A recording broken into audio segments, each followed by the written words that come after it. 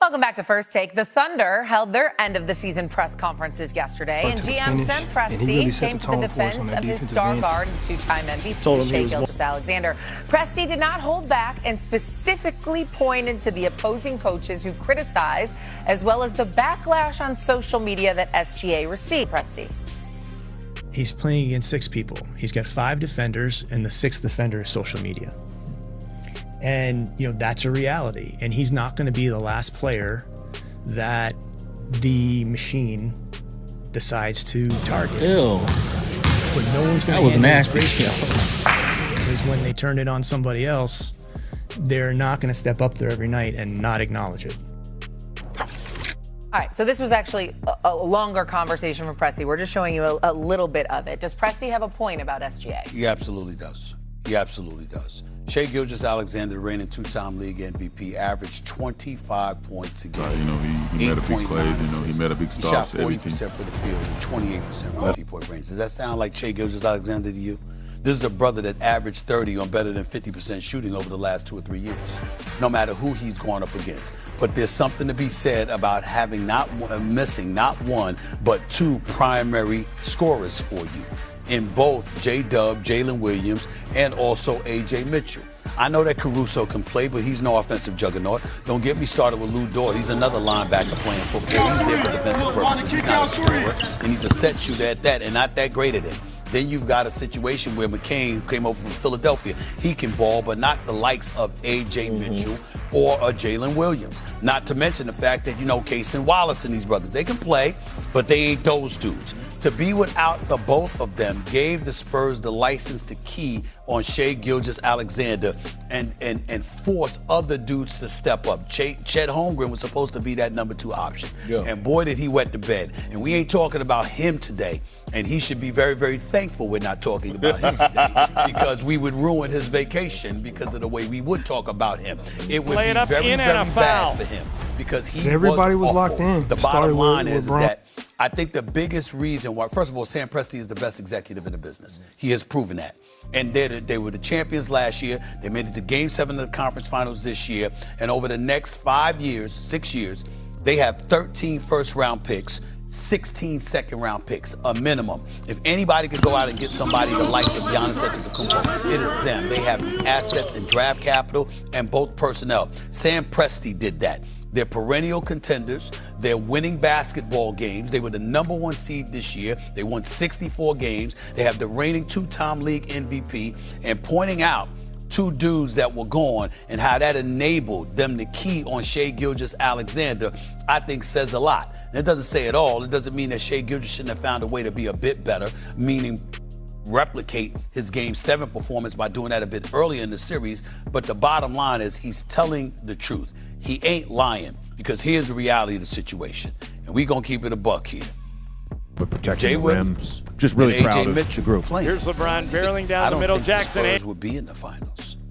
I think the Oklahoma City Thunder would be playing the New York Knicks in the NBA Finals. A matter of fact, they'd probably be winning the NBA Finals. And I think anybody that knows basketball knows that. Cameron? I understand where Sam Presti's coming from, but I wouldn't even be arguing.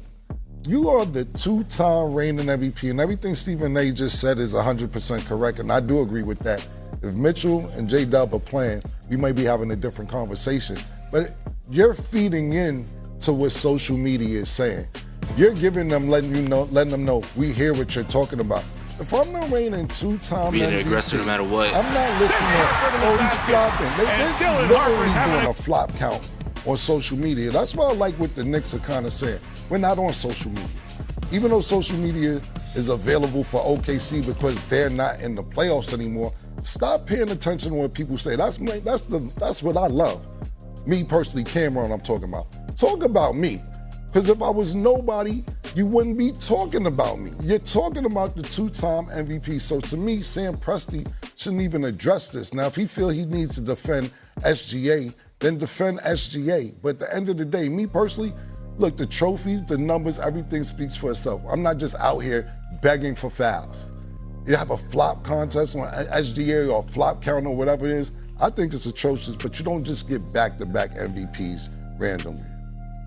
So I'm going to straddle the fence on this one. Number one, Sam Presti, he does pass from Mikal Bridges. Tied up. Brunson finds Towns this time.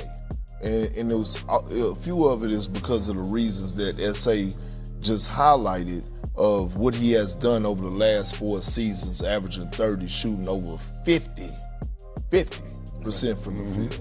All right, but on top of that, see, the problem that I have is that SGA is not the only person that goes out and draws fouls, okay? SGA is not the only person that quote-unquote flops, okay? I didn't witness Jokic, he flops, he sell calls. Luka, sell calls. Yep. Stephon Castle, to a certain degree, sell calls. Selling Jalen Brunson. Selling calls is a skill in the NBA. It's been around. So I get that part of it when it comes to I don't know if Preston. it's the selling calls, it's like the foul baiting that people have a problem with. Yeah, it's the same thing. Sam Presti also went through the thing of Kevin Durant with the swipe through.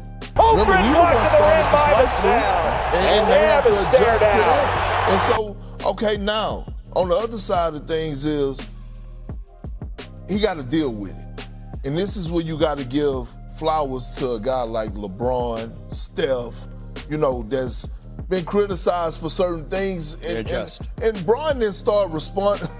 Bron didn't start responding to stuff till late in his career. Like, let's keep it real. Over the first 15, 16 years, Bron wasn't commenting on nothing. Right. And he was taking a lot of heat, whether that was for choking, flopping.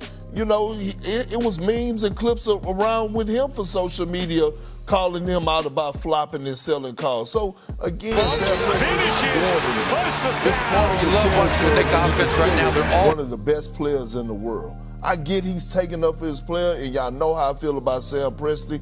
I'm straddling the fence on this one. I see his side, but he also got to understand that it's going to be around and it's not going anywhere. Yeah. When you're a 2-time MVP and you're beating everybody in sight, now this year obviously that didn't happen, making it to the finals, that's gonna have criticism attached to it. What caring about people, what they got to say? I wake up every day for people not to like me. Well, not only that, I think I know we got to go. Let me say this. I think it's important that people recognize something. Although 99% of the time, you really should ignore folks and comment.